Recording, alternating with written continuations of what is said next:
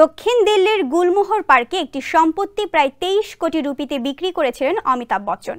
নতুন করে তারকাদের সম্পত্তি কেনার খবর শুনতে পাওয়া যায় না। সেখানে বলিউড সুপারস্টার শাহরুখ খান কন্যা সুহানা ও পুত্র আরিয়ান সাম্প্রতিক সময়ে বেশ কয়েকটি রিয়েল এস্টেট বিনিয়োগ করেছেন।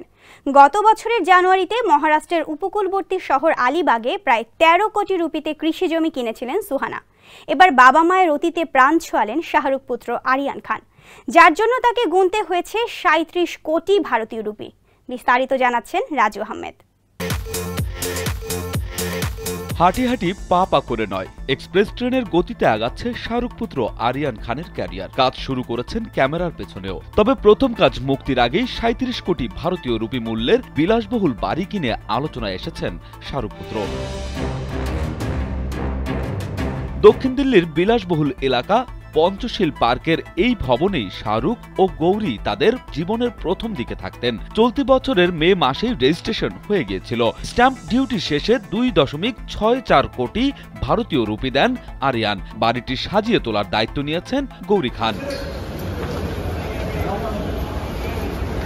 দিল্লিতে বলিউড তারকাদের সম্পত্তি কেনার ঘটনা বিরল। এর আগে অমিতাভ বচ্চন দক্ষিণ দিল্লির গুলমোহর পার্কে একটি সম্পত্তি প্রায় 23 কোটি রুপিতে বিক্রি করেছিলেন।